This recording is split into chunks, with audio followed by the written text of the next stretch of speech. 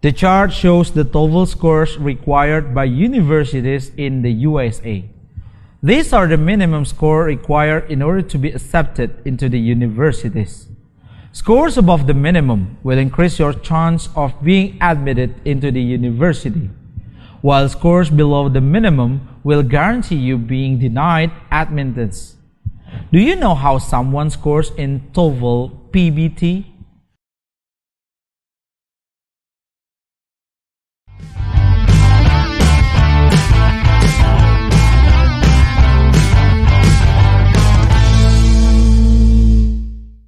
Hello everyone, back with me Ali Fikri. Dalam course kali ini kita akan membahas terkait dengan bagaimana scoring format yang ada pada TOEFL, PBT, dan juga IBT. Tetapi dalam video kali ini kita coba akan fokuskan terlebih dahulu terkait bagaimana cara penilaian skor pada TOEFL, PBT. TOEFL PBT memiliki nilai skor tertinggi sebesar 677. Nah, bagaimana ya sebetulnya cara menghitungnya? Buat rekan-rekan yang menganggap bahwa skor tersebut merupakan persentase dari jumlah benar dari setiap soal yang kita kerjakan, ternyata pandangan itu salah. Kenapa? Karena jumlah benar pada setiap soal reading, listening, dan juga structure yang kita kerjakan nantinya akan dikonversi ke dalam sebuah tabel konversi yang sudah ditentukan oleh ITS untuk mencerminkan kemampuan diri kita yang sebenarnya daripada hanya sekedar menghitung persentase jumlah benar. Nah, bagaimana sih sebetulnya konversi skor tersebut? Mari kita perhatikan tabel berikut. Seperti yang Anda lihat dalam tabel konversi nilai tersebut, kita lihat ada bagian yang menunjukkan jawaban benar, lalu dikonversi menjadi nilai-nilai yang sudah ditentukan. Misalnya kita lihat di section 1 untuk yang listening comprehension. Apabila jawaban benar semua mendapatkan 50, maka akan dikonversi menjadi 68. Sementara untuk yang section 2, structure dan juga written expression, apabila kita benar semua dan mendapatkan nilai 40, maka akan dikonversi nilainya menjadi 68. Berbeda dengan reading comprehension, apabila kita jawabannya benar semua 50, maka dikonversi menjadi nilai 67. Dan perlu dicatat bahwa beberapa nilai walaupun jawaban benarnya berbeda, itu konversinya tetap sama. Misalnya kita lihat di listening ya. Andai kata kamu benar 31 ataupun benar 30, maka nilai konversinya tetap 51. Itu pun juga berlaku di section 2 dan di section 3. Berdasarkan tabel tadi, maka berarti kita harus mengkonversi jumlah jawaban benar untuk mendapatkan skor sesuai dengan tabel konversinya. Nah, cara menghitung skornya adalah setelah dikonversi semuanya, kita akan menjumlahkan ketiga nilai yang didapatkan dari masing-masing section. Setelah dijumlahkan, nilai tersebut harus dibagi 3, lalu kemudian dikalikan 10. Maka itulah skor TOEFL PBT yang Anda dapatkan. Untuk memudahkan, perhatikan contoh berikut.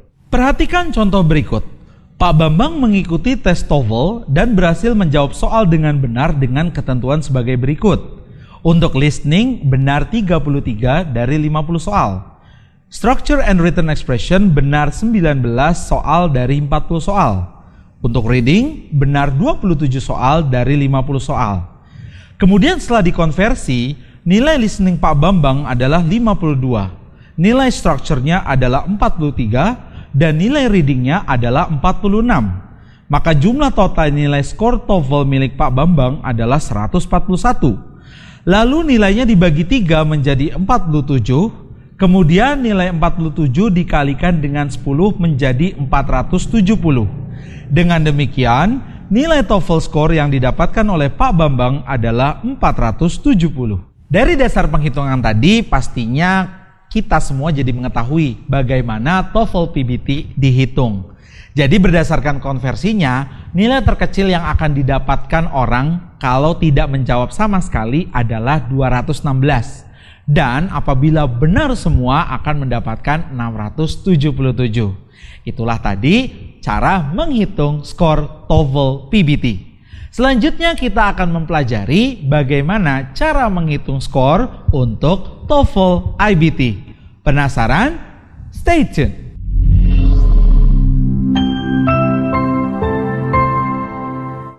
The chart shows the TOEFL scores required by university in the USA. These are the minimum scores required in order to be accepted into the universities. Scores above the minimum will increase your chance of being admitted into the university, while scores below the minimum will guarantee you being denied admittance. Do you know how someone scores in TOEFL IBT?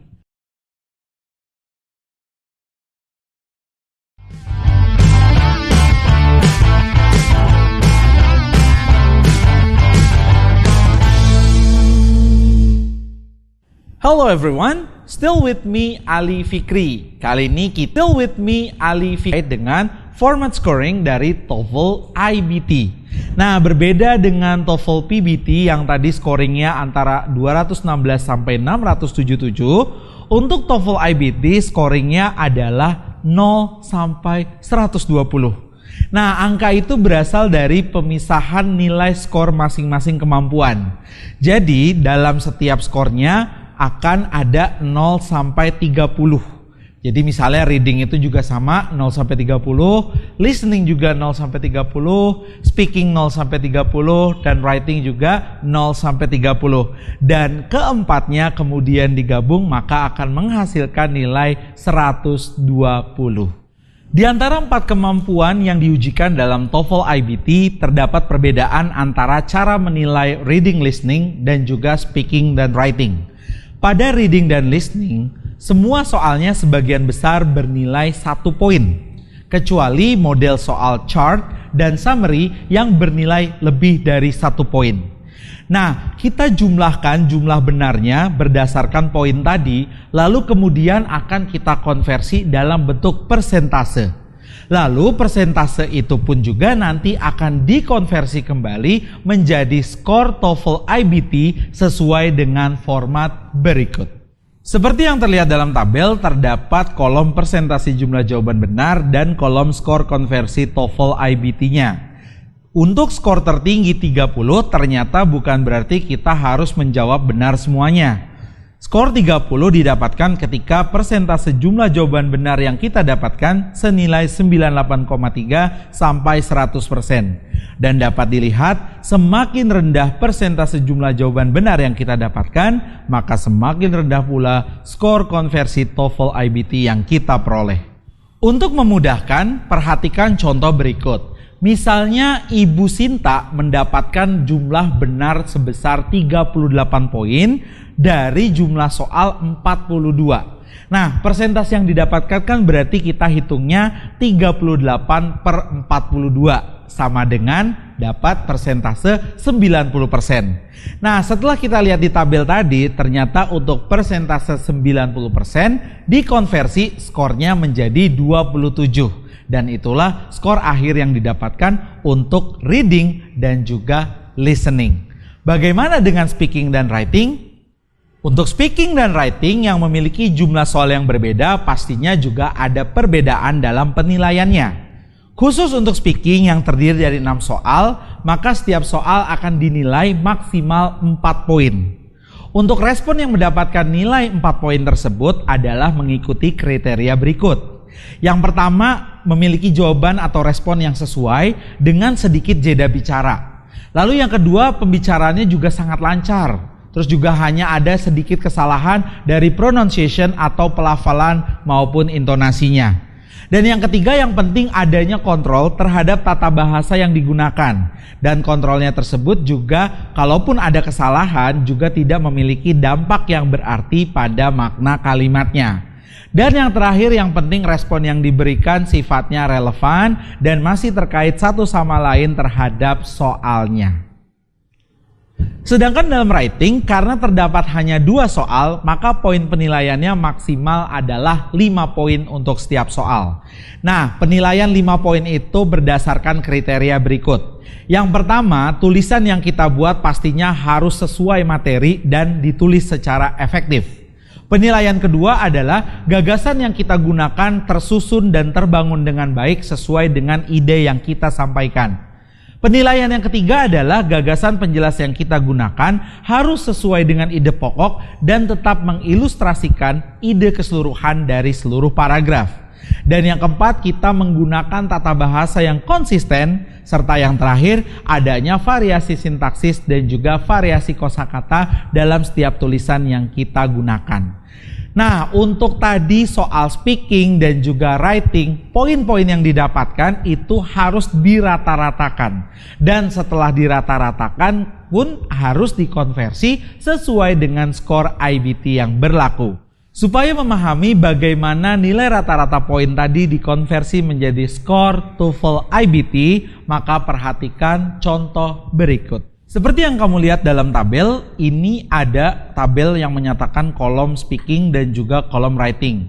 Untuk rata-rata poin 4 jelas akan mendapatkan skor konversi sebanyak 30. Dan di writing, skor konversinya 30 berarti karena rata-rata poin yang didapat adalah 5. Maka seperti yang kita lihat ya, semakin sedikit rata-rata yang kita dapatkan, maka semakin turun pula nilai konversi yang didapatkan dalam speaking dan writing. Tapi kita bisa perhatikan bahwa nilai terendahnya adalah 6 untuk speaking dan 5 untuk writing. Itulah tadi cara kita menilai skor dalam TOEFL IBT. Nah, setelah mengetahui bagaimana format penilaian TOEFL PBT dan TOEFL IBT, pastinya kita akan siap dalam melaksanakan tes TOEFL tersebut. Nah, bagaimana ya tips-tips yang dapat kita lakukan untuk siap menghadapi tes TOEFL baik PBT dan IBT? Kita akan sampaikan dalam course selanjutnya.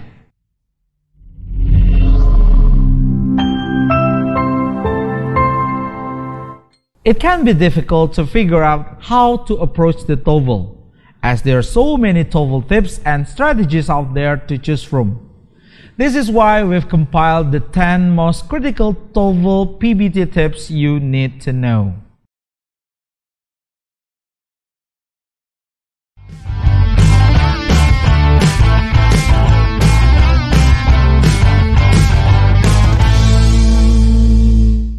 Hello everyone, still with me Ali Fikri. Kali ini dalam course kita akan membahas terkait dengan tips general bagaimana menghadapi TOEFL PBT dan juga TOEFL IBT. Tapi dalam video kali ini kita akan berfokus pada tips menghadapi TOEFL PBT. Tips yang pertama, kita tahu bahwa TOEFL PBT nantinya juga akan mengadakan listening section. Cuma listening sectionnya ini nanti akan diperdengarkan melalui audio CD atau kaset. Pastikan walaupun kita sudah tahu di mana tempat duduk kita meminta panitia untuk menyesuaikan volumenya agar volume suara yang berasal dari audio kaset ataupun audio CD tersebut juga terdengar pada kita. Tips yang kedua, kita harus mendengarkan instruksi dan cara mengisi lembar data dan lembar jawaban pada awal tes. Karena jika kita tidak dengarkan dengan baik, takutnya kita akan salah mengisi dan format jawaban kita malah jadi tidak diterima oleh TOEFL paper base. Tips yang ketiga, andai kata kita salah, maka kita harus menghapus jawaban sampai bersih. Karena pada lembar jawaban paper based test, biasanya jawaban tersebut akan dilingkari dan juga ditandai dengan warna hitam dengan menggunakan pensil 2B. Tips yang keempat, pada lembar soal tidak boleh dicoret-coret atau tidak boleh ada kata-kata yang digarisbawahi sama sekali. Andai kata kita terpaksa menandai jawaban pada lembar soal, maka sebisa mungkin harus dihapus sebelum kita kumpulkan. Tips yang kelima, kecuali pada listening section, kita harus mengerjakan bagian yang termudah terlebih dahulu. Tandai apabila memang kita ada soal yang akan kita lewatkan karena merasa itu soal yang sulit. Tips yang keenam, pastikan apabila sudah selesai pada satu section, kita gunakan waktu yang tersisa untuk memeriksa jawaban kita. Jangan sesekali kita pindah ke section sebelumnya sebelum waktu yang sudah ditentukan. Karena apabila panitia melihat kita mengerjakan section tidak sesuai pada waktunya, nilai kita bisa tidak disahkan dan itu akan merugikan kita. Tips yang ketujuh, pastikan kita harus menjawab semua soal. Dan jangan menghabiskan waktu yang lama untuk soal-soal yang sulit. Karena apabila memang kita bingung, kita perlu tebak saja jawabannya, yang penting semua jawaban terisi dengan benar. Tips yang ke-8, sering-seringlah berlatih melihat tulisan-tulisan yang ditulis dengan tata bahasa yang bagus dan dengan grammar yang benar. Kenapa? Agar kita terlatih saat mengerjakan soal yang berhubungan dengan structure and written expression dan kita bisa mengetahui secara instinktif mana struktur kalimat yang benar. Tips yang ke-9, pastikan kita saat belajar grammar itu belajar secara bertahap. Kita mulai dari yang dasar-dasar dulu, misalnya part of speech. Kenali apa itu noun, apa itu verb, apa itu adjective, apa itu adverb. Barulah kita mempelajari bagaimana cara menyusun phrase, clause, hingga kemudian menggunakan compound sentence dan juga complex sentence. Dan tips yang terakhir, pastikan untuk bagian listening dan reading kita melakukan drilling soal alias latihan-latihan soal secara terus-menerus. Pastikan juga kita mengetahui tips-tips dan strategi jitu bagaimana mengerjakan setiap model soal. Demikian 10 tips yang dapat kita gunakan dalam mengerjakan TOEFL PBT. Dan setelah mengaplikasikan semua tips tersebut, mudah-mudahan kita dapat mengerjakan dan mendapatkan skor maksimal dalam TOEFL PBT. Lalu bagaimana dengan Anda yang ingin mengambil TOEFL IBT? Saksikan dalam video selanjutnya tips-tips menghadapi TOEFL IBT. So, stay tuned.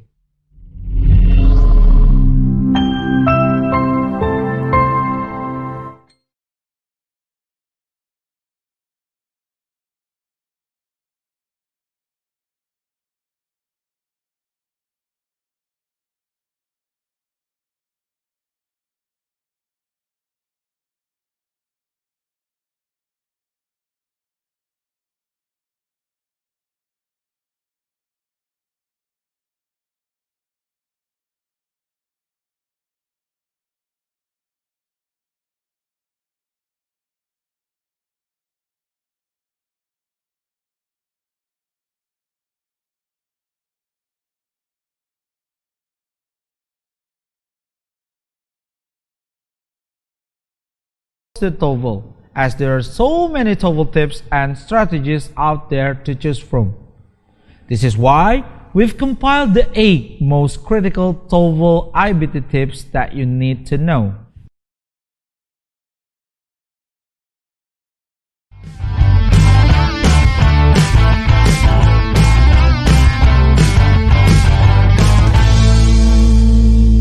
Hello everyone, still with me Ali Fikri. Kali ini kita masih akan membahas general tips terkait dengan TOEFL. Dan di video kali ini kita akan memfokuskan tips dalam menghadapi TOEFL IBT.